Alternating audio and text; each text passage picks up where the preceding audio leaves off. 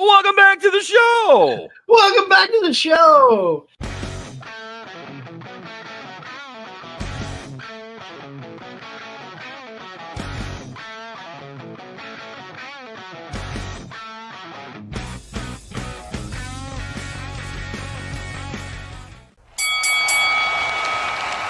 And now, your hosts of the Card Subject to Change podcast, the For Frequency's Sake Tag Team Champions of the World, the Wizard CZ, and Never Wrong Nick Bull.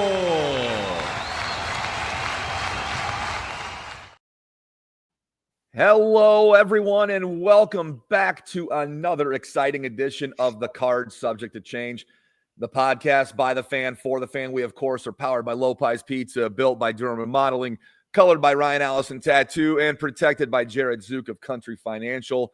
Welcome. You want to talk wrestling with fans and with guys like us, this is the place to be. I am your host, Never Wrong Nick Bull. I would be remiss if I did not mention my co-host. We are the co-champs of the For Frequency's Sake Tag Team Championship Network. He is the one. He is the only. He is the Wizard CZ. Wiz, how you doing this week, bud? Man, I'm doing great. How are you? I'm great. Welcome to Fake Spring. I don't care if it's fake spring. It's spring to me, okay? Yeah. Spring can fake it if it wants, if I get this week. So it's not fake spring to me. It's not fake spring to me, damn it. It's real. It's real to me, damn it. Welcome to Fake Spring, my friend. How are you doing? Man, I'm doing good. I don't know if I'm excited or not to talk about what we're going to talk about tonight. No, you got to be excited, man. We're going to make the best out of a not so great situation, okay? Fair enough. For anyone who watched, anybody who watched AEW the other night, I don't stress out over that. We're going to talk this out. You're going to feel better after the show. Trust me. Our guest, we were talking in the green room before the show. That's why we went on a few minutes late. And we're going to have a good time breaking this down. But we're not quite there yet, CZ. Some other big things of note are going on here, not just in the wrestling world, but kind of in our little corner of the world, in the Card Subject to Change world. Yes, very much so. First off, I want to give a huge shout out. There was a big tournament in Germany, the WXW 16 Carat tournament, and a good friend of the show came out winning the tournament here. So I got to give a huge shout out to the one called Manders. Oh man.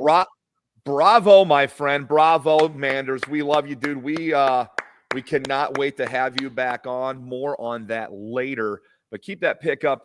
West Side Extreme Wrestling is a big promotion in Germany that's followed. It's one to keep an eye on in Europe. Guys that we know that have wrestled there, that of my belief that I know of, I believe Will Ospreay's wrestled there. I believe the one they used to call Walter that they now call Gunther wrestled there. I know several other names have wrestled in that promotion at one time or another. So a guy that we have had on our show, a guy that we knew before this show, but like got to really know because of this show and seeing him wrestling when he's local here. The chances may be fewer and far more between to see a Manders at a show with this notoriety of him winning this tournament over in Germany. But hats off to him. That's a beautiful trophy, great picture, and dude, he lives it. He is up and down the roads. And I know there's a lot of guys and gals out there putting a lot of work in, but I think if you mention this guy's name, he is well respected in that crowd amongst his contemporaries, and they know the work that he's putting in as well. So a Card Subject to Change, thank you, and pop from Never Wrong Nick Bull and Wizard CZ. That was great news to see. Absolutely. You mentioned that beautiful trophy he's holding. I'm going to bring up something else that I think is quite beautiful here. That is this. Coming this May is the 4th annual Sandra Lee Memorial Car and Bike Show at the Rock Island County Fairgrounds. And there are several wrestling guests. The Headbangers will be there. Buff Bagwell, another friend of the podcast, will be there. Lash LaRue, Corporal Cajun, if you will be there. And the wrestlers get to vote on their favorite car. And the winner of the wrestler's pick gets this gorgeous, gorgeous belt. Yes, our friend that we've met through this car show and gotten to know, and great all around guy, Ricky Lee, who puts on this Sandra Lee Memorial Car Show, sent us this a while back, and we got to chatting the other night just about wrestling, all three of us, and we're like, hey, send that belt over. We want to start showing it, because when I started a podcast, or when we started a podcast, or when I dipped my toes in the podcasting world, I never thought a logo from a show that I do be on a side plate of a wrestling belt. That wasn't on your bingo card, huh? It wasn't on my bingo card, but I'm going to mark out here for myself. That's pretty freaking cool. Like, that's our logo, dude. That's our logo, dude, on a side plate of a championship belt. Now, it's a belt it's a belt that is a trophy of sorts. It's it's the Wrestler's Choice Award for the best car entered into the car show. I know Ricky said they are trying to get over 100 cars this year. And I think with the turnout they had last year, and I think with this thing growing like it has been, I look for it to be over that goal. And I hope Ricky's able to celebrate that on that day. We're going to be out there as well. You also mentioned all those wrestlers, CZ. You're going to be there. I'm going to be there. It's going to be a good time. Come out. If you're not into cars, that's cool. A lot of people are into wrestling. There's going to be some wrestlers there. And hit up the guys that like to talk wrestling. So, yeah, it's going to be real cool. That's coming up in May. With this fake spring, it's right around the corner, my friend. So really get that on your calendars, folks. We'll talk more and more about it in the coming weeks. Of course, that championship belt, that photo provided courtesy of Ricky Lee, who sent that over to us. We're on a side plate of a championship belt. I mean, that's pretty cool. It's going to be hard. That might be our moment of the year right there if we're putting together a top 10 at the end of this year. Like, maybe we were a side plate on a championship. But there's plenty of wrestling left to do. Plenty of wrestling to talk about. As AEW put together a pretty good card, my friend, with their card for Revolution. A pretty good lead up. Some good matches on paper. Did they deliver? We don't know, but we do know is we have. Now, let me tell you something here, Nick Bull. I don't know who delivered or what not here. I don't have a white shirt or suit on, but I got some kind of white shorts on, and I might not be sweating down here. But let the cat out of the bag. This is my surprise here, Mr. Nick Bull. You talk about Colonel Robert championship belt. Colonel Robert Parker, everybody, go watch Slamboree 94. Flair is defending the title against a mystery opponent. We don't know who it is, but the real caveat here is it is the debut of the Horseman's music as we know it in WCW. Okay? Michael Buffer's in the ring, getting ready to introduce. He introduced Ric Flair, and that's when Colonel Robert Parker storms the ring. Yeah. Oh. I'm going to let the cat out of the bag here. This is my surprise here. You've been doing a good job, but this is my time right here. Weighing in at 309 pounds from Sweetwater, Oklahoma. Get on your feet and make some noise for Barry Windham here. Oh, Slamboree 94. Go look for it. It does not disappoint. It's an awesome show to watch. A lot of legends that are still alive at that time, which most of them are no longer, now are on that show and presented. It's the last WCW show before Hogan appeared for the first time over there after leaving WWF now, but it was F at the time. So Slamboree 94, look it up. You won't be disappointed. Some interesting stuff on that card. I was educated. Hey guys, how's it going? Good to see you. Hey, good to see you, Joe. Been a while. Welcome back to the show, as we welcome back to the show. Joe, the show, WInkel.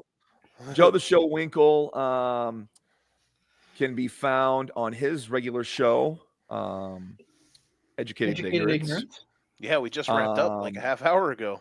Yep, you did. I see you're live. I hope he makes our show. Gosh darn it, he better not no-show us. But no, I had a heart out. That's where he can be found. He's also he's kind of on a hiatus right now. He does high school basketball. The season's wrapped up, so he doesn't know what to do with himself. So he's watching more wrestling now. So we're glad to have him here. We're glad to have him back. He's always welcome on this show and in this corner of the world. Please welcome the one, the only Joe the Show Winkle. Joe, what's up? Hey man, it's been. I mean, like I don't know if I've done a show in back-to-back months before, but I'm hoping that we can do this more often. But yeah, it's good to see you guys. You're right. So much wrestling. Now basketball's over. Well, like for me to work basketball. Now I just watch it, which drives my fiance crazy. Right. You know, that's neither here nor there. But regardless, yeah, we were hanging out Sunday night. It was a blast. We are going to talk about it. But I'm excited to be back. It's always fun to hang out with y'all. The announcements you made, the shout out to your guy who won over overseas. That's pretty damn cool. And then, you know, getting your logo put on a belt, pretty neat. I wish I want to be like you guys when I grow up. That's that's all I know. Well, with just 3 small payments of $299.95, we can show you the way. Yeah. There we go. I'm going to call the 1-900 hotline. Yes. To get some tips. 1-900-909-9900. Man, that's like, you know, that might be. I don't have any tattoos, but like if I got a wrestling related tattoo that would make people go, what is that? It might be 1-900-909-9900. I mean, you're going to get the permission before calling. Hey, right here. You're going to get it tattooed across your chest like the no regrets tattoo. Oh my God. Or you can get it like in he's a perv. It's a 900 number. Oh, it's a 900 number, but it's not for it's not what you think. Or you can get it like in super small. Like remember when Undertaker had his wife's name tattooed on his Adam's apple?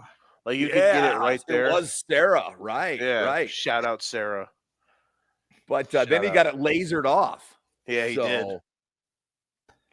Nick, as long as you don't put the phrase "pick up the phone" underneath that, then I think you're good.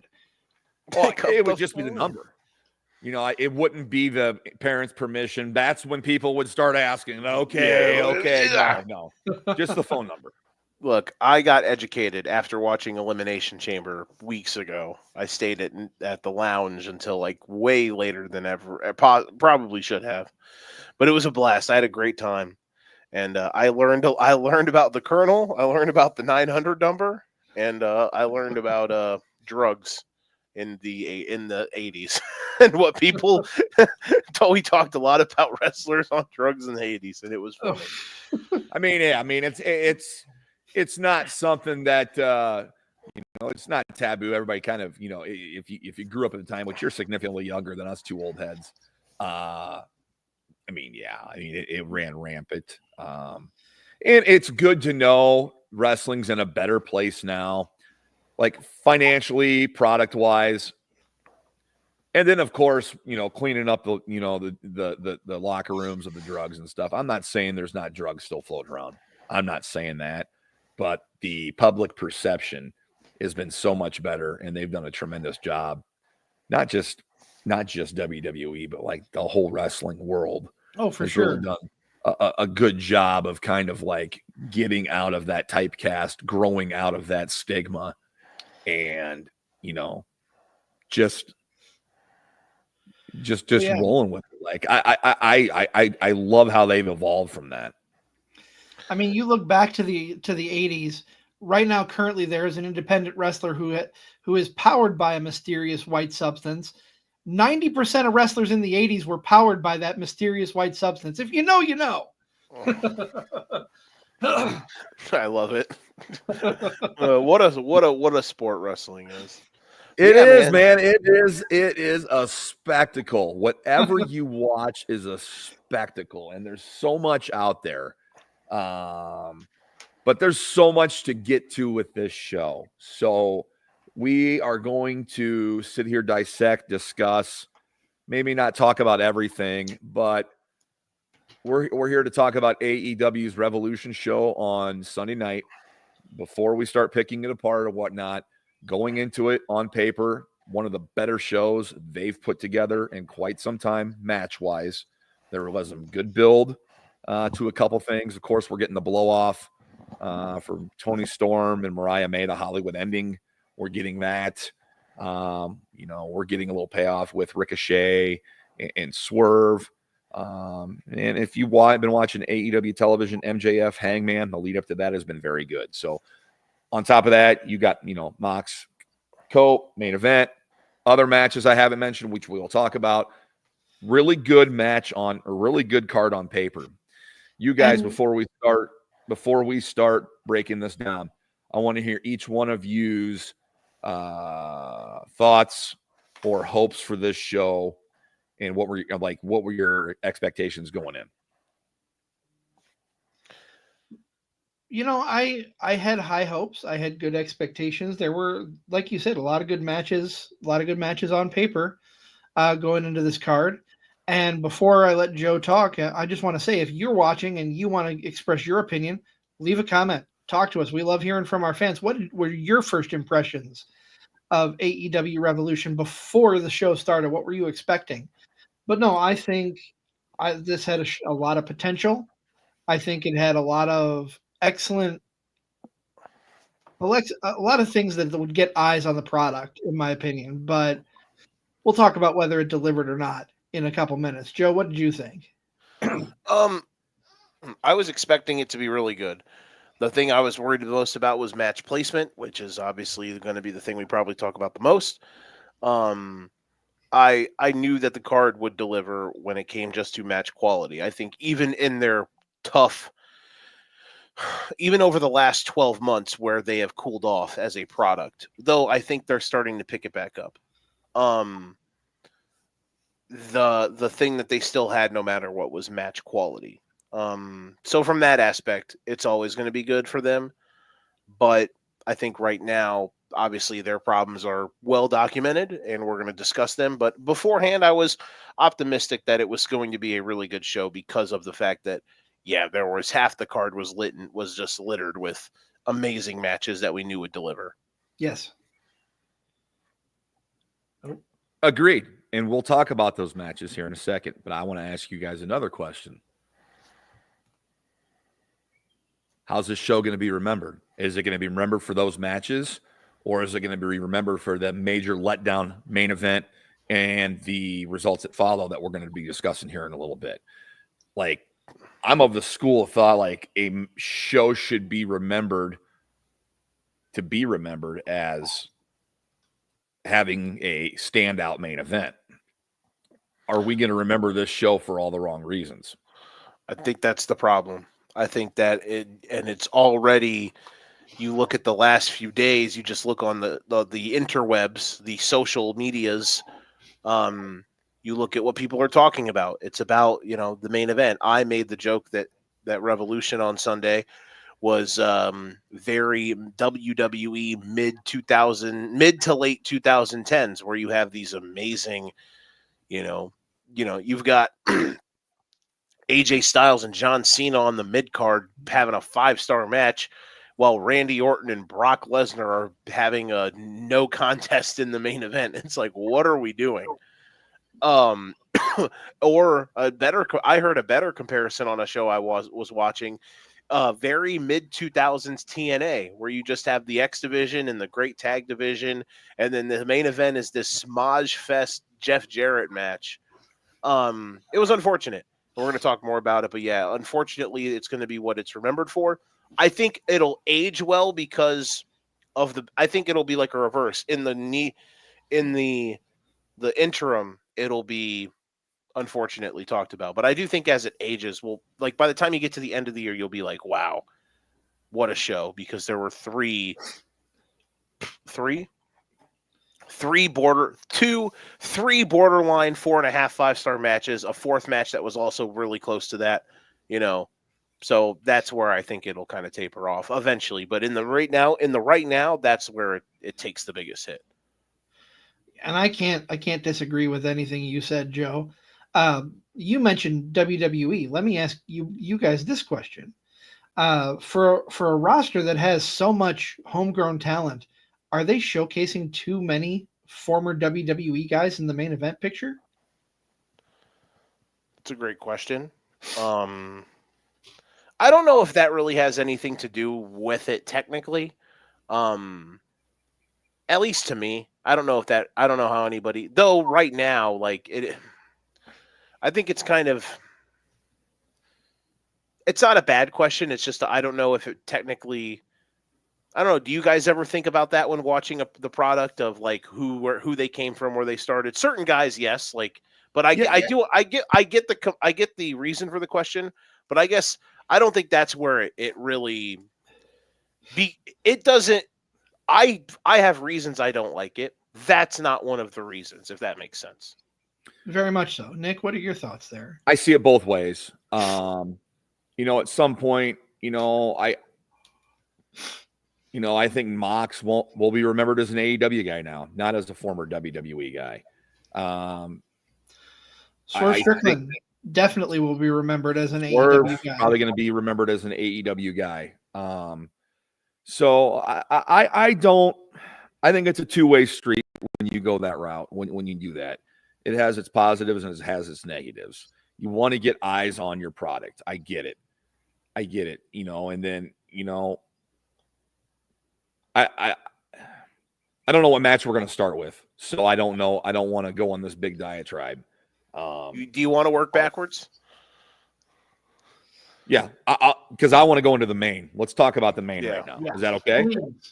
We can hop around anyway. If you guys want to go to, if you guys wanted to discuss a different match first, here's your chance to do it. No, I want to start with the main event because I think it's the biggest talking point, and then we can kind of delve in, kind of ride the roller coaster of all the other fun stuff that happened. But I do think it's the biggest thing. It's why it's the one thing that it's the one thing that they are still stuck on as of like what they can't get right. The reason I compared it to 05, 06 TNA and mid to late 2010s WWE is because everything was good except their world title picture. Now, hopefully that's something that they fix here relatively soon. But regardless, what did we say all night Sunday during that match? The main event was A, it was boring, and B, it was a match that had two guys that the fans just don't really care about right now involved in it.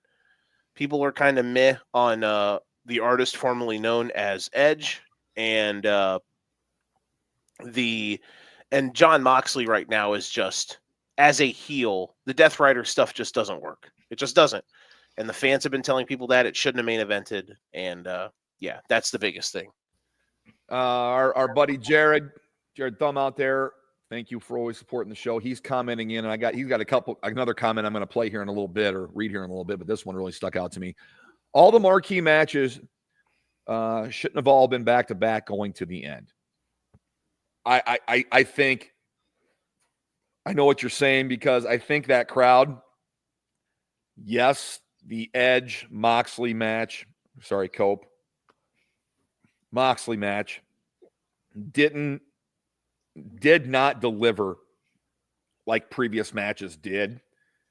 And for a build up to a match, they've been putting television time and months and weeks into this storyline, of Edge getting beat down, then Edge assembling a team, and then those guys getting their revenge back and whatnot, back and forth. They've devoted some time to this. So by default, I think people are waiting to see, oh my gosh, we're going to have Edge. We're going to have Cope. We're going to have Mox. This is going to be good. We're going to get the payoff to what's been going on TV. And not only did the match underperform, and I get it, guys have off nights, and two pros like that are definitely may have off nights. This match to me was the first match I really noticed, like Edge, he's like 2 steps slower than what I can remember him being maybe last time. And I know he's coming back from that big injury where he broke his leg or broke his ankle. coming off the cage. But the match, okay. I think this match not delivering and then the failed cash in ever really pushes this match down even more. So that's my question. Was that the worst cash in that we've ever seen? No, because at least he cashed it on the world champion. Okay. Yeah. Fair. Yeah, that's true. That's true. And I know what you mean, and I agree with what you're saying. I'm telling you, it would have been brilliant if they would have let Christian pin Edge with one hand as he's getting choked out. That would have been, I would have been celebrating AEW and their show right now, as opposed to kind of talking down this main event and why it kind of dampens the whole show for me. We're not there yet. We're not done discussing that. But man, when Christian put his hand on Edge, I'm like, this is it. This is the moment. But they had invested plenty of time in that Christian cash-in storyline. And for it to go out like that, I think the fans maybe have shifted on AEW and realize, like, man, they really messed up big time there. It ain't just us three. It's like, it's a lot of people saying that they really blew it with this main event. Am I wrong? Not at all. And I mean, here's the thing. You look at, we've talked about long-term storylines, long-term booking. We like to see that.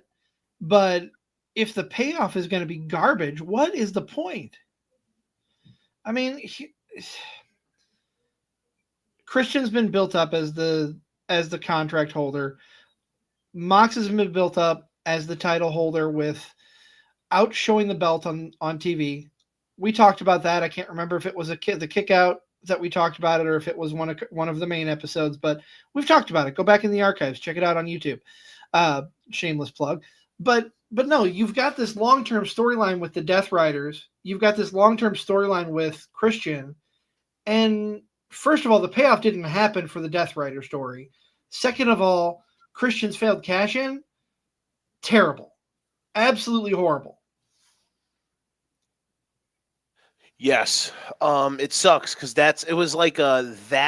I initially said that being the ending is what makes it suck, because Christian cashing in, as I'm gonna steal the gimmick here, but that would have made everything worth it.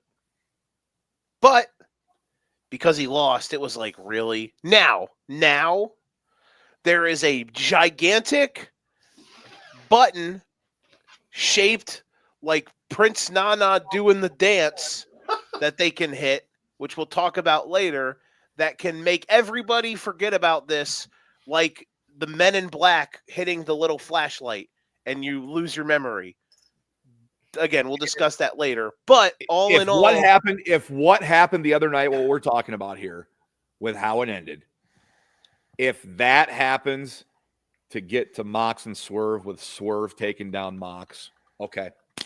I get it. It was like you had to figure out a reason to get Christian. You had to have a reason to wrap up the Christian gimmick, and you don't really want to put the world title on him, and I'm burying the lead here. Well, I'm not burying the lead. I'm throwing it out there way sooner than maybe it should be thrown out. They have to throw the belt on Swerve Strickland. They have to. They absolutely have to. Now, I know we kind of differed the other night on whether or not we think they will do it. That's neither here nor there for this exact moment. But regardless, the biggest thing. Why do they have to put it on Swerve? Because, well, mainly it's because what they have booked coming up. But I think we're seeing, and again, it's not just because of it's not trying to bash one company to up the other one, but it's these two companies are competition. I think each one of them doing good things makes the other one try to do things better. Right. So when WWE has, I don't know, the biggest star in company history turn heel after 2 decades of telling us he wasn't going to do it, and then 2 weeks later, this is how, or 8 days later, this is how a really good show ends. with this stinky wet fart. Well, I think they need to put the belt on one of their most over guys who's a superstar, which is Swerve, and I think we all agree with that. It's just to raise the bar. That's the biggest problem right now with the Death Riders is no one cares about it. Moxley as a heel is just really, really bad. His work is really bad. His ideas are really bad. I'm sorry. Like, this is what he wants to do, and it's just not good. Whether it's Tony Khan's fault or whether it's not, whatever it is, it's just not good stuff. The Death Riders have died. They were never. The only moment that it was ever cool was when Moxley had Wheeler Yuta put the plastic bag on Brian wow, I can't believe I said that. When he put the bag on Brian Danielson's head and it like kayfabe killed him. Like, that was the only moment that it was cool. But outside of that, it's been nothing. And it just sucks when your world title scene is this bad. And especially on a night like tonight, when other matches, one match in particular could have main evented, that should have, and this one did instead, it makes it even more glaring. But also, too, like, they could have had a match that worked, even though that nobody cares about the main event title scene, they could have had a match that worked. Like, there was just no heat to it. The biggest problem is that it was just boring. And that's the biggest thing. That's the biggest problem I have with heel Moxley is boring. He is just abhorrently boring. Can I spin something for you? Of course. Now, I don't believe this better not be what they're doing, but are they waiting for Darby to come back to put the belt on him?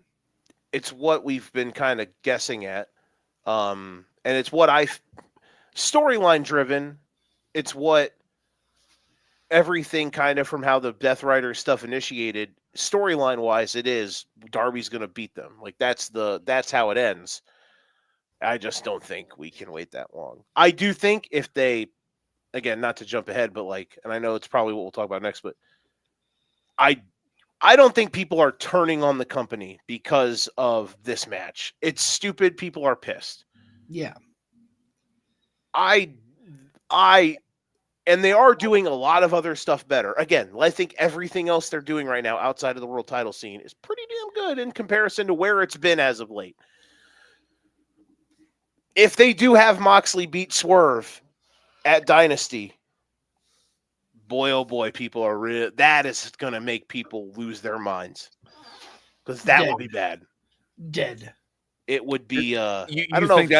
You think that's where Swerve and Mox happens is there? Yeah, I'd be shocked if it happened anywhere else. You could tell the cool story of that's where Swerve won it at that same show literally a year prior. Let's hey CZ, yeah. Let's book Joe for the night of Dynasty. I'm all for it. Just give him an open mic after Mox beats Swerve. I'm all for it. Yeah. It'll be crazy. If Moxley beats Swerve, we've got Jared Thumb in the comments watching the show. Love you, Jared. If Moxley beats Swerve, to quote Jared Thumb, that would be click, click, boom. I'm sorry, they'd be dead. Dead. I wouldn't say dead, but it's it would be a very bad, why is this where we're at moment? Because I think too many people care about what they're doing in other stories. They're gonna have a pretty they're about to have another huge crowd at a stadium show. I wouldn't say they're dead, but it would continuously cool off their product when it seems like they're really close to. They're not gonna get. It would take a lot for them to be as hot as they were in 21. I think that was it. Yeah, when Punk came and all that stuff, that year run they had. But they could get pretty close to it if they just do a couple things right. Because they're starting to do them again. The Max is serious again. The Hangman story is incredibly intriguing. Swerve is a superstar. Kenny Omega. We're about to get Kenny Omega and Kazuchika Okada on American fucking soil. Oh my God. So yeah, they're close, but they gotta fix this. That's their biggest problem. Is Darby Allin back by All In? Ooh, Probably not. I'm not sure. That's a good I question. don't know what I'm his not time. sure. I don't know what his timeline is, so that's why I threw that out there. I mean, what you said to the point about you saying makes sense storyline wise for him to take out Moxley. It does, but I don't know if they can afford to keep it on Moxley that long. Somebody else may have to take it off of him. Can't. That's why I think it's Swerve. You kind of just got to ditch the Darby idea, and if you really want Darby to be champ, you got to figure out a new way, because you got to put it on Swerve, and you got to let him. I guess he doesn't have to hold it forever because if you want to do Swerve and Hangman, which they probably should have done the last time they were in a stadium, but I get it. They wanted to do Danielson's retirement match. I get it. But you could do Swerve Hangman in a stadium for the world title. It is in June, so if Swerve's the champ, you can have Hangman kind of. I'm just saying. I'm not a genius. I just have good ideas sometimes. That's all I'm saying, Nicholas. That's all I'm saying. We've kind of branched off a little bit, but I really don't have anything more to say about the main event and the failed cash in a Christian. Do you guys have anything more that you want to add before we go on to the next thing? No. It sucks because there's good ideas there. I do think there's an interesting story that they're trying to tell with Wheeler Yuta eventually turning on Moxley. Jay White kind of getting involved in certain aspects is fun. The Christian thing would have been really cool. They could have had a good match, but they didn't because heel Moxley is boring. But yeah, it's just hopefully they'll figure it out. I mean, if they don't, oh well. But hopefully they do, and like I said, they have a gigantic button that does this. It moves, and we'll hope that they press it.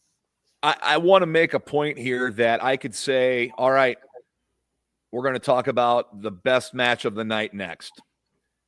And I think all three of us could have different answers. So bravo to AEW for having that kind of a show, that good of a show that we have multiple matches to pick from. It's just a shame that the way the main event went down. But I don't know where we go next. I do. And I'll only take a moment of your time. Let's talk about Mercedes Moné. And here's what I'm going to say. Done. I washed my hands of it. We ain't talking about it. No, sir. Good Lord. Yeah. Is there another another lackluster match for the most overrated female talent in pro wrestling today? And overpaid. She's closing in on a year of having that belt. Yeah. Wonder why hasn't she been in the main event picture yet? Well, luckily she hasn't, because the main. I know, because there were better things going on there. Stuff going on. I mean, I just don't care about her matches. I don't care about them. Like, do you remember how bad that match with Britt was at All In last year? Do you remember how we were all slowly dying in your garage watching that match? Yeah, secondhand embarrassment. I felt bad, and it was bad. They were terrible. I just don't feel it with this reign, but yeah. All right, what match are we talking about next? Joe? I would say I say we should talk about the match that should have main evented, in my opinion. Okay, I'm with you. And it was brilliant. It was just great. People have stated over the years, and I'm not talking about you people, friends here, you two gentlemen, but people have mentioned that AEW cannot book women. I say, I show you the Britt Baker Thunder Rosa feud before the, oddly enough, before the title was involved. And I say, you're wrong. I especially show you this just beautiful, lovely, gorgeous 18 months that they have told, outside of a couple where Toni Storm wasn't there and Mariah May didn't have anybody really good to face, but we'll forget about that. Regardless, Toni Storm and Mariah May, it's been magic. Everything they've done has been fantastic television for literally a year and a half, from start to finish. It should have been the main event. It's a shame that they were not given that moment, because it's not the best story in wrestling right now, but it's the best. It's by far, in my opinion, right now, the best women's story. And it's a top like 3 or 4 story, regardless of gender and company, I think. I think it's the best thing AEW has done in a long time. Absolutely. I will say this before we start breaking down the match. Match went 12 minutes, 55 seconds. The most overpaid woman in professional wrestling, her match went 18 minutes and 30 seconds. I could take at least 10 minutes off of that and give it to Tony and Mariah, hands down, without batting an eye. It was 12 minutes. It was 12 minutes and what? 12:55, so just under 13 minutes. Probably one of the better 13-minute matches or less you're ever going to see. Props to them for getting across what they needed to get across in a short amount of time. They obviously got stiffed on the card, which sucks. It sucks that they got stiffed on the card because this was the blow-off. Regardless, it's still a worthy blow-off. It's still very good. Oh, absolutely. I think I speak for you guys as well. I wish I got more time. I thought this was the best match of the night because there was a lot behind it. I'm for being a story being told. Both of these women can wrestle. Both of these women can talk. It's been a great character arc for both of them. This is it. This was the Hollywood ending. Like, this was the blow-off. And it delivered. Like, it was great. It was a great match. Like, we don't, we talk about women's wrestling, this and that. This should have been the main event. Yes. Knowing what we know now, and if that was the original plan, I don't know how much that original plan changed for the main event during the show for AEW. I can't comment on that. But knowing what we know now and seeing what we had seen, this should have been a main event, in my opinion.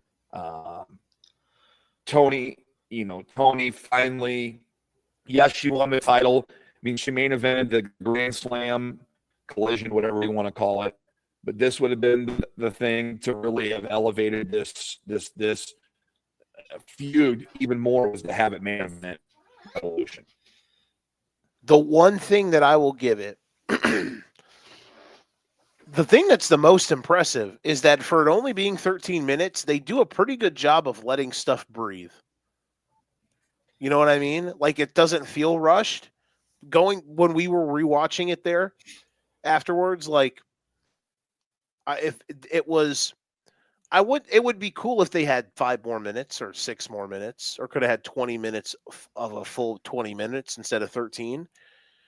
But I think because of how barbaric it was, in a good way, I think that helped the case to allow it to be. You know what I'm saying? Does that make sense, CZ? Like, yeah, because of how barbaric it was, and they paid for it being only 13 minutes. It was incredibly well paced. It didn't feel like it was just a spot fest. Right. There was a lot of emotion to it still. They told a brilliant story. Not only has the storyline itself for the last, you said 18 months, been fantastic. Every time those two step in the ring together, they tell a masterful story in their match itself. They're the best thing that AEW has going for them. We've said it more than once. This should have been the main event. It should have had a little more time, but at the same time, like you said, Joe, it wasn't rushed. It didn't feel like they got shorted. They told a good story in the time they had. Exactly. That was the thing. They didn't. It would have been different if it was a 13-minute match that felt insanely rushed. But it felt like it. It doesn't make up for the fact that it was in the middle of the card, which isn't a bad thing. It's just it should have been the main event. Like, imagine if Moxley and Edge, Cope, Adam, whatever his name is, Lita's husband, hide your wives. You're going back. You're going back a ways there. Imagine if that match was a little more entertaining and opened the show. MJF Hangman was the start of this banger run to end the show, and Tony and Mariah ended it. we would be talking about it's the best pay-per-view of the year, and it'd be hard to top by anything. Oh, I agree. So I could definitely make an argument for that. I hope the government didn't get Nick. I know he kind of works for the government, but I hope he didn't just get, I hope the feds aren't. I hope the feds didn't just come snipe him. No, I think he's. I think he'll be back shortly. Yeah, I noticed his internet was kind of bugging out. So a little bit. But yeah, I think that's the biggest thing is that if I think that for this match, it's like they did such a good job with everything, and that visual to end it with the end up on the Titantron, and the two of them prone. Yes, like, that's what right I'm saying. next to each other with the spotlight. Like, oh my god, just immense. Like all their promos lately have been great. Like you go from the start, like all their moments where Mariah turned heel, like where Mariah was initially, like when Mariah was coming out in the old Tony Storm gimmick with the red and the black, when Mariah turned heel after winning the Owen and beat her up with the shoe, the match at All In, the comeback, Tony's turn, the Tony Storm rookie gimmick where it was like she woke up out of a coma and she only being able to win matches via small package because she was like a rookie, which was hilarious. Right.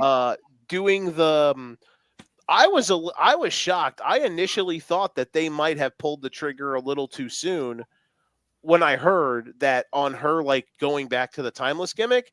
And then I watched the segment and I was like, no, this is too good. This is too good. Absolutely. The performance of a lifetime. Oh, she's so good.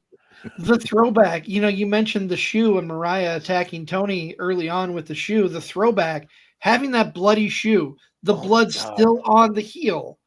Yep. The champagne, the champagne bottles, like they were taping their hands up. Yeah. How about the promo, the segment with Renee on Wednesday? Oh my God, the stuff that Tony was saying. And then and that little serious sit down that they had. Yes, it was so good. It was good. That was like the best version of one of those for women's wrestling that I can ever imagine. And because they don't really do those for women's wrestling, for women's feuds. That was amazing. Like nothing will ever top like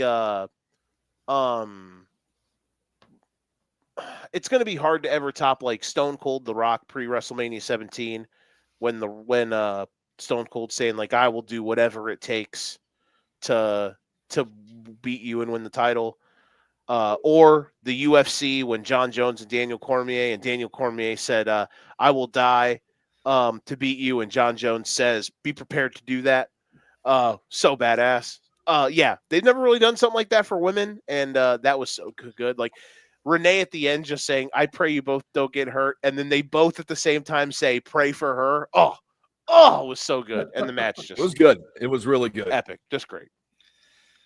So let me just throw this out there. They're telling a great story between Tony. They told a great story between Tony and Mariah. Why can't they duplicate that magic that they had with everybody else? They've proven they can tell a good story. Why can't they do that with the rest of the roster?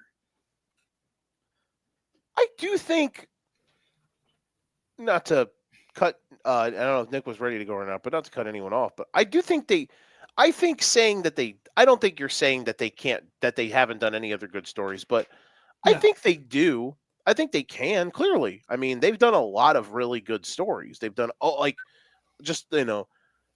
the entire Hangman title chase. That was multiple years of interwoven stuff that was brilliant.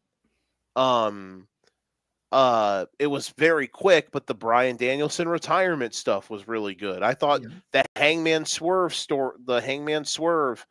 and I even think like what they're doing now with like Hangman going from I'm a dastardly the Hangman arc right now from like overconfident, slowly deteriorating babyface descent into madness, to I'm going to literally burn your house down, bad guy, to I'm going to stab you with a needle to beat you and shoot you up with drugs to beat you, bad guy, to like to realizing you're crazy because you tried to murder your mentor, like tweener, and now he's like slowly being built back up, and eventually he will be this conquering hero again. Like, it's very fascinating. They do a lot of good stuff like that. And I can't even say it's like few and far between, but I get what you're saying. Why can't that be the main event right now? It sucks that it's not, but like the world title scene right now for the men. Why it sucks that it's not, but yeah, when they pull this stuff out, it reminds you that it's like they can be really awesome, because when they can do stuff like this. I get what you're saying. It's like, why don't you do this more? Yeah.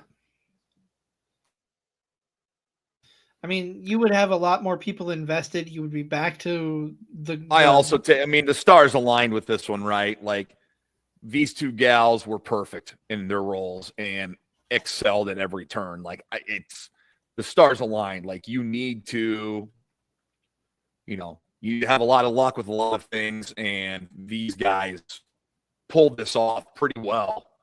I don't think injuries ever really held them back from anything. And you had two wrestlers that both come out better on the end of this after this feud. Whether they won or lost, they both came out better. Do we agree that Tony Storm winning is probably the right move, by the way? Yes. I would assume. Yes. I think so, yes. Yeah. I don't think either. I think either way you could have done it well, but I think Tony winning was the right call. So I feel like we've talked about a lot of the best matches on the card. There's a couple really good ones that we haven't talked about, but where do we want to go from here? I mean, so many roads we can take. I'll tell you what. I'm gonna pop Nick. We're gonna talk about the tag team match next, because I know Nick loves tag teams. I know Nick's a fan of the Hurt Business. The Hurt Syndicate, my apologies. Get it right. Gimmick infringement. You Mark. Don Moxley. Mark. But no, I thought this was the tag match was really good. I like the Outrunners a lot. I think they've got a lot of potential. They're a fun, they're a comedy team, sure, but they're a fun comedy team, and you need that. Bruce Pritchard calls it the let me up match, or the let me up moment. And you need that kind of thing in these shows to just kind of soften the mood a little bit. But I think the Hurt Syndicate just absolutely destroying them is what needed to happen. And to an extent they did. I would have made it a little bit shorter, made it a little bit of a quicker squash than it was. But the Hurt Syndicate is running through everybody right now, and that's exactly what they need to do. Come on, they got the crowd chanting, "We hurt people. We hurt people." Like, they're a heel tag team, and they've got a response like that. Like, this needed to happen. Like, if they want the Outrunners, to keep this thing going, like, the Outrunners, I think, had to get squashed. And now, come on, they're going to have them another vignette where they're training to come back, and they're going to get one on the Hurt Syndicate at some point. But in the end, it's going to be the Hurt Syndicate holding them off. But at the same time, the Outrunners need this. They need to be showed that they're validified or whatever, because that they're going to be in that spot. They're getting this spot against the champions. They're going to make the most of it, and they're going to come out even better on the other side of this, win, lose, or draw, just because they're getting more eyes on them, as opposed to being on Collision. Which is Saturday night, diehards are watching it. Maybe you watch it on replay. But like, an act like the Outrunners needs to be on like Dynamite, in my opinion. And I like this match. It was what it needed to be. Perfect length. Come out, give the Outrunners a little bit of a chance, but really show them why, Lashley and Benjamin are the champs, and they should be for quite some time, in my opinion. I agree. What would you guys have them do next? Is there a tag team? Are there any? Who are the tag teams you're wanting to see them wrestle here over the next few months? Like who's the big match? What's the big tag team match at All In? The Hurt Syndicate versus who? Do we get Hurt Syndicate versus Bucks in Texas? Or do the Bucks do something else? The Bucks probably do something else. They're right? supposed to be back on TV any day now. So I have heard, yes. Their vacation is ending. I don't know.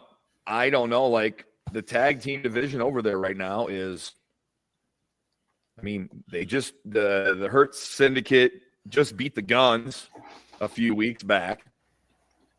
The Acclaimed aren't together anymore. The Hurt Syndicate versus FTR would be fun. That'd be fun. They're over on Collision. They've been involved with this Death Riders thing. Yeah. I don't know. That's a real good question. If he were healthy, I'd love to see. I can't think of what they're calling themselves now, but Brody King and Buddy Matthews. Yeah, I don't know what they're calling themselves either, but that wouldn't be bad. I wouldn't be opposed to that. Isn't it like the Hounds of Hell? If it's not exactly that, it's pretty darn close. Yeah. Which one of them got hurt? Matthew. Buddy. I was saying because Brody he broke his foot in Australia. Oof, poor bastard. And went on a tirade about the size of the ring. Oh yeah, I heard about that. I didn't dig into that too much, but I know people were losing their kablooey about that. Hey, Wild. Oh, absolutely. But all right, I'll bring up the next match. Let's talk Hangman Page and MJF. If you've been watching, what? I've been waiting for you to bring this up, Nick. Why? Because I want to see MJF do to you what he did to Hangman. Yeah, you would, you pervert. I'd laugh my ass off. I did too. As juvenile as that move was when he hit Hangman with the pelvic thrust to the face and knocked him over, that was pretty funny. Yes, I will say that. It did pop Y'all me are sick. it was the right person to do it. But if you've been watching AEW television, you know that these guys have been putting together some pretty good stuff, promo wise, to lead up to this. Vignettes have been really good. It went as I kind of expected. MJF or Hangman needs the win more right now than MJF does. Mm-hmm. So that's kind of what weighed in my opinion of thinking that Hangman was going to win.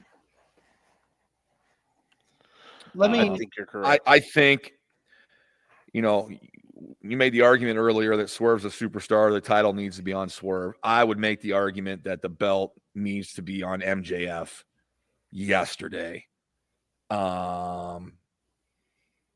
Him holding a title commands attention. It makes you tune in because I think everybody wants to listen to what he has to say because you don't know what he's going to say. He's that interesting. He's got that dynamic. While I don't disagree with you, Nick, I don't think he needs to hold the belt. He's a made man with or without it. I could say the same about Swerve. That's fair. I can say the same about Swerve. Like I think Swerve could never touch the belt again and still be that badass dude that's going to come out there and kick the side of your head in and pin you. And that's not a knock against him, but I would say the same about that. But I think they're missing out on so much. What's next for MJF is my opinion. I thought this match was good. Not as high as some of the other matches on this card, but it still was fun. It was a good opener. Yeah. I like both these guys. Their in-ring work. I may not like both guys' characters, but that's irregardless. Are we going to see a showdown in the very near future with Hangman and Swerve? Who knows? I think we will. I think we'll see it again. They know that the fans will pay attention to it. The fans will care because those guys go out there and just beat the crap out of each other. So who knows? But that's kind of where I'm leaning right now. Yeah. Let's say that's where we end up. Swerve wins. If I get my wish and Swerve wins at Dynasty, and it's Swerve Hangman for the title at All In to main event Texas, It'll be pretty interesting to see what kind of story they try to tell, considering where the characters are at the moment. You're forgetting about Double or Nothing. That's going to happen before all. Oh, it will. Shit, you're right. So you might want to put that into perspective because they're going to have something happen at that show. Let Swerve beat Kenny Omega. What? Who said that? Did I say that? It would be cool. There doesn't have to be a rhyme or reason behind it. It would just be cool to do it. Well, Omega's not going to lose the belt that he has. No. That'll be title for title against Okada at All In. So whatever he does at Double or Nothing is not going to take away his title. He stole my idea. I told him that idea. No. Just like I told you, what was the other one that I brought up to you, and you were like, "Yeah, that's really good." There was another one that I told you the idea that Christian should cash in the match, and you were like, "That's a great idea." Then you started running with it like it was you. You said it was your idea. Said I called this. I never said that. You said you stopped acknowledging me in general. You said I don't even know that Joe guy. Joe who? Whatever, dude. Whatever narrative, whatever false narrative you want to write, that's fine. Joey Fake News over here. That's my gimmick. That would be my wrestling name. Just when you think you have the answers, Joe changes the questions. Exactly. Anything else stick out to you guys with this match before we move on to the next one? Couple really cool spots. The tombstone on the chair on the outside. Oh, God. Very good. The bump that Max took on the Fallen Angel. Huh! Holy Jesus. Right on his chin. Oh. Yeah, buckaroo. Great match. Great story. I'm interested to see if they run it back. I don't know. We'll see. I'm intrigued to see where they go with those guys next. Like if Hangman, if Max doesn't wrestle, if they don't run it back, what does Max do next? I'm intrigued. I'm curious to see where they go. I'm curious too. I'm curious what's next for him. Remember when Jeff Jarrett was like going to make a run at the world title for 5 minutes? That was fun. Go AEW. I don't know what's next. I do not know what's next for MJF. I have no clue. Yeah, it'll be interesting to see how things play out. And tune in tomorrow to Dynamite. There you go. Right? That's right. That's right. You want to talk about Jarrett's? You want to talk about the match that your boy here didn't like? Yeah, bring it on. Yeah, bring it. So, I can't agree with him here. I thought this match was really good. Ospreay and Fletcher. Shout out to Kyle Fletcher for legitimately becoming a pretty good singles wrestler. Yeah. Made a name for himself ever since Mark Davis was injured and on the shelf for a prolonged period of time. He went out there and got his name and face out there, wrestled all over the place. And I think, fans genuinely care when he's in the ring. Okay, I'm going to watch his match now. So he's went out and done that for himself and good on him for doing that. It was the second best cage match they've done, I think, behind Lucha Bros and the Young Bucks. It was barbaric. It had some high spots. I thought they did a good job of kind of telling their version of their story. I believe the Styles Clash on the Tax is the sickest spot I've ever seen. And when it was happening, I knew it was happening. When he caught the roll up, I was like, oh, he's going to do this Clash on the Tax. And it wasn't even the craziest spot in the match because they literally did a Spanish fly off the top of the cage. So it was great. It was great. Billy Ocean Spray continues to hoop. Just give him the ball. Let him clear out. I was happy. It made me smile. It was fun. And I'm glad Will won. Should the belt be on him? You could make a pretty damn good case if you wanted to. That's the thing. The question that you brought this up, we're rewatching some stuff Sunday night after the show ended. You said if you brought up if we make us czar of AEW and you can only keep 5 guys, we kind of had a consensus 5 between the 3 of us, but they're all like world champion, super duper star level. That's a good thing that they have, is that they have, and both companies have that, like, depth of who you would want to be a world champ.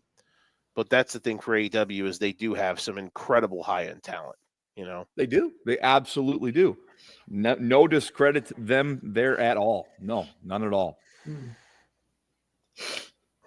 So there are 2 matches we haven't discussed. Do we want to talk about the Rainmaker, or do we want to talk about Kenny Omega? Oh, I want to talk about Fletcher and Ospreay a little bit, if I can. Okay. I'm sorry. My apologies. I liked the cage match. I thought it was really good. There's a story to be told there, because they're former allies. Now Fletcher's trying to go out there and make his name bigger than Ospreay's. And there's, there's genuine hatred there, jealousy, storyline wise. And that's what's got me into it. Don Callis' involvement's always gold. I think Callis is great. And this match was really, it was really good. I liked it better than the Omega match, which we'll talk about next, the Omega Takeshita match. And I love Takeshita. I liked this cage match better than that. And I know this cage match may get rated higher than Toni Storm, Mariah May, but I like Toni Storm, Mariah May a little bit better. This was still fun. I still enjoyed this match. I think it's the second best match on the night, but regardless, it was pretty freaking cool to see what these guys could do with a cage. Did some stuff that we haven't seen before, and that's unique. And these guys are good dance partners. They're always going to be. And they'll be showing these clips in the future when Fletcher finally gets over on Ospreay and becomes like a world champ somewhere down the road. The visual at the beginning. The visual at the beginning is what really got me. It was a really good cage match. I really liked it. Yeah, at first I was like, why is Fletcher climbing the cage like this? And then when they did that, and then Ospreay climbed it too, and I was like, okay, this might be stupid. But then the visual, while the Ospreay chant, and also Fletcher putting his fingers in his ears, was just kind of funny. That was funny. Hey, this is great to disagree. Jared Thumb weighs in here. Hey, I loved the Omega match. I hated that cage match. Man, hey, I hear you. I could see why you wouldn't like it. I liked, unless you got anything to add, CZ, I'm going to hop right into Takeshita and Omega, which this was the match I was looking forward to the most to watch. And they went out there and put together a really good match. I know it's going to be looked back on and reviewed as great. It just left me wanting a little something more. Takeshita's my guy in AEW. I love his matches. I think he can work with so many different sizes and so many different styles. And, his strikes, there was a couple we reacted to that he really got him good. It was excellent. It was an excellent match. I just when it ended, I was like, oh, okay. Was kind of waiting for the big blowout ending type of deal, but it didn't come. So I need to go back and watch this match. I have nothing bad against it. I just think the previous 2 matches that I talked about were better than this match, and this match left me wanting just a little more. I like how I really think I'm going to start. I know I will, but I'm going to fall in love with the story they're trying to tell with Kenny Omega. They're trying to tell the old man Logan, old man Kenny, battling through the fact that he could have died legitimately at DT. And he kind of, as a vet, he found a way to win. You know what I mean? It doesn't, and it's not taking anything away from his match quality, but I like how they told that story in the match. And I do think they saved something I would not be shocked if they run it back at Double or maybe Dynasty or Double or Nothing. They'll definitely have the trilogy, the third match between the 3 of them. And I expect it to be great. But yeah, that was that. I can tell by the way they did that match that's the kind of story they're going to try to start telling with Omega. Is this kind of older version that can still be amazing, but he's got to get a little creative. You know, he used leverage and kind of hit him with a surprise roll up to win the match. You know, I do think in the next match that these two have, you'll see the crazy finish. Like they didn't turn the wick. They turned the wick up to like 8. They still got like 2 notches to go, and that's fine. They still had a 4.5 quality star match, while not sandbagging, but clearly leaving something in the bag for the end of the match, which is impressive that they can do that. That's how good they are, that they can be that awesome while leaving a little bit out there to make us want more. CZ, they're teasing us. They're having us chase the carrot. Yeah, they're dangling it out in front of us for sure, and I think they put on a hell of a match, and I can't wait to see it run it back. See him run it back. You know, it was fun.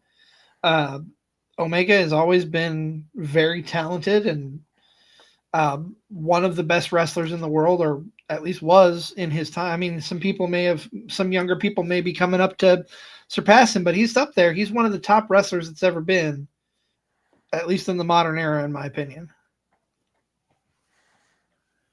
Yeah, I think next for him is just the eventual march to Okada at All In. I think that's where they're ultimately building for. But I mean, matches he has between here and then are going to be great, and just another great performance from both these guys.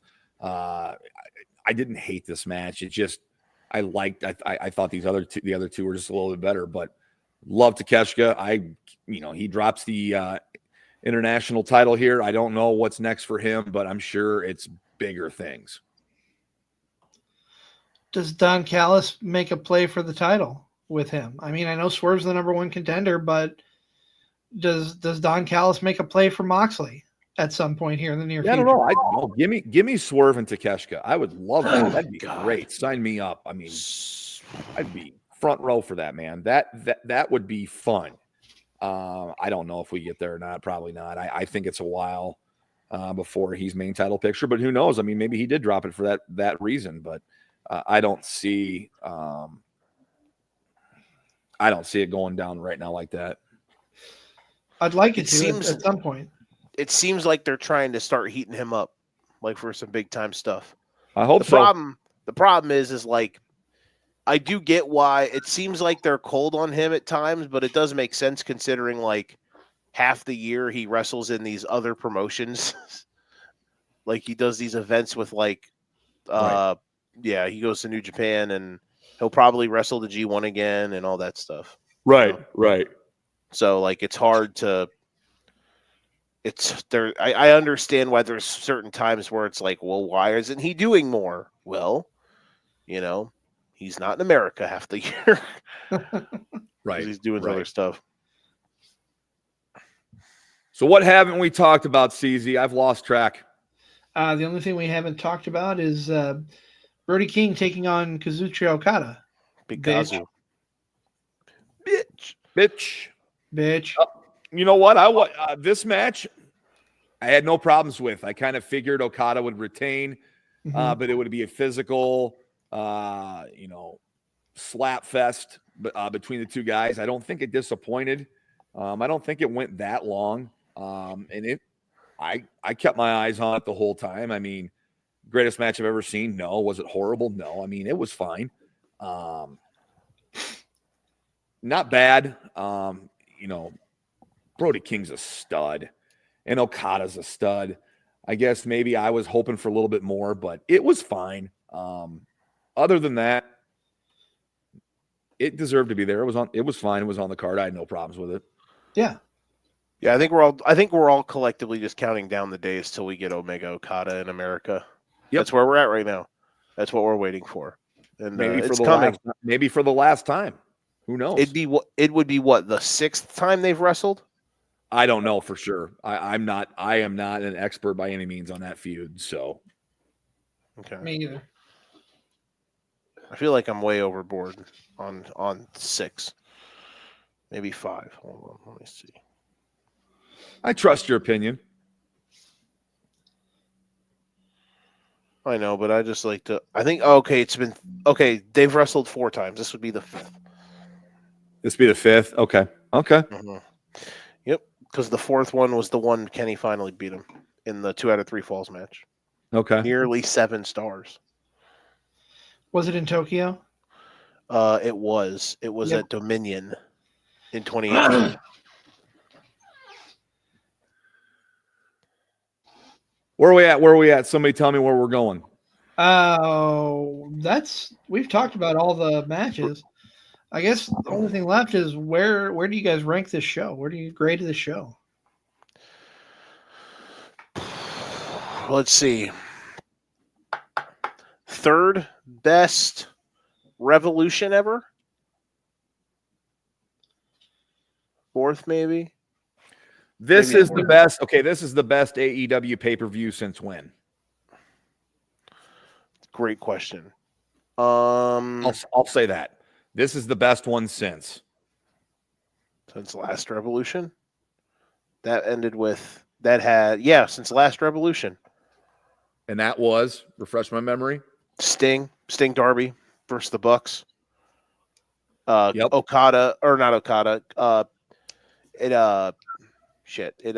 Christian Daniel Garcia was the first match.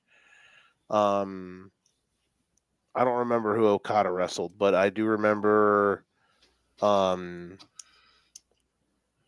remember that main, and that Kingston, main was Eddie Kingston and Bryan Danielson. that might have been when Kingston got hurt.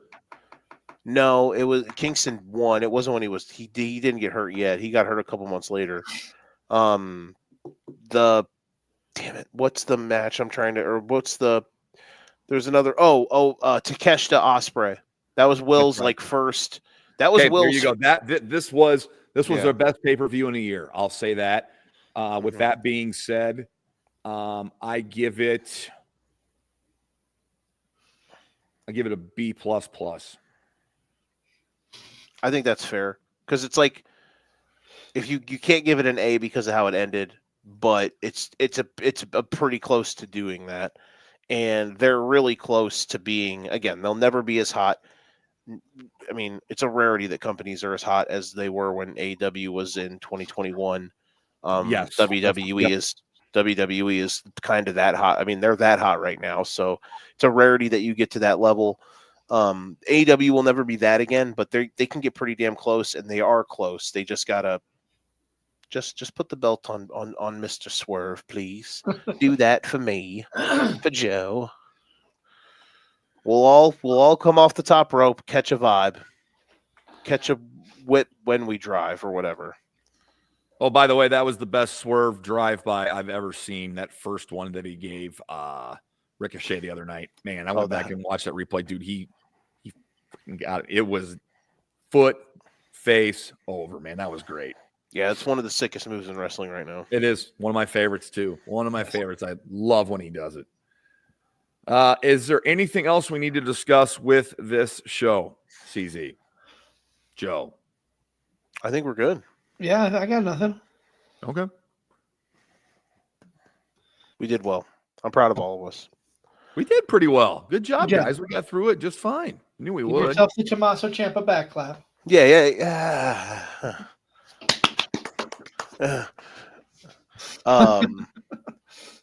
Yeah, man. We're Well, since we didn't take a commercial break, I'll do this real quick. We're powered by Lopez Pizza, built by Durham Remodeling, colored by Ryan Allison Tattoo, protected by Jared Zuka, Country Financial. Of course, we are card subject to change. The podcast by the fan. We had Joe Winkle in the house. I'm never wrong, Nick Bull. That's the Wizard CZ.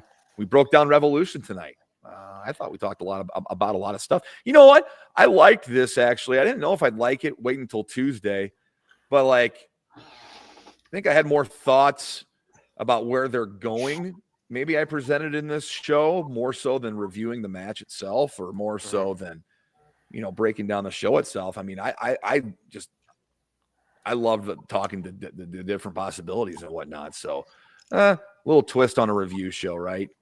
We don't usually go move for move here, but I like how we do things. Yeah, we cook, bro.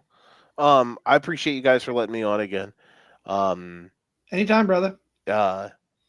Did you guys get to watch Raw last night? I did. Or at least, yeah, buddy. You know what it's going to be? You know what it's going to be, Nick? It's going to be the Paul Heyman on a pole match. Paul Heyman on a forklift. That's what it's going to be. Where is Judy Bagwell when you need her?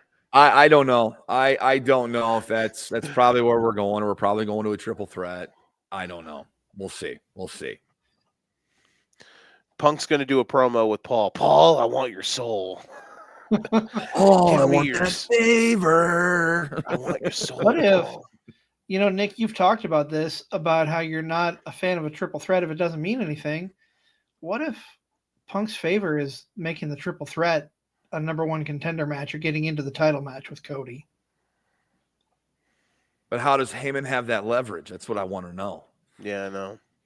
They're bringing it up, though. They brought the favor up last night after Roman. I know you've seen Heyman over there consoling Punk, so I love it. I love it. Let's do, man. This is fun. I know we just talked about Revolution, man, but I love that we're on the road to WrestleMania. So woohoo! Wrestling is cool. Wrestling's fun when you allow yourself to enjoy all wrestling. And then we got, we wrap this up. We're recording here on a Tuesday. We got to go back and watch that NXT show tonight. That's a loaded NXT show against some big TNA stars on the show tonight as well. So good time to be a wrestling fan. We always say that, CZ. We do. Well, that is going to wrap things up for this episode of Cards Subject to Change.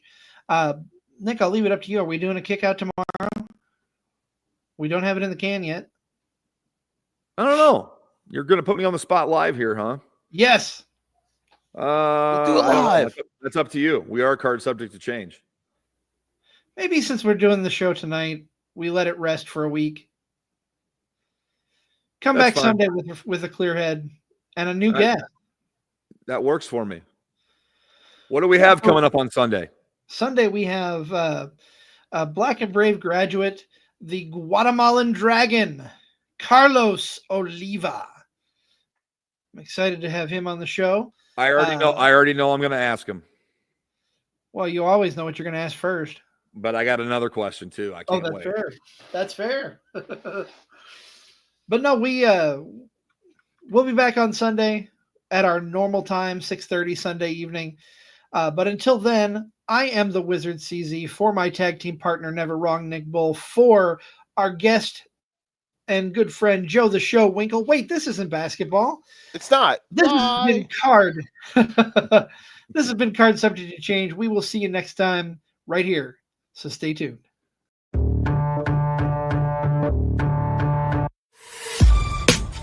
This has been a For Frequency's Sake Podcast Network production. For more great content, subscribe to For Frequency's Sake on YouTube, Facebook, and Twitter.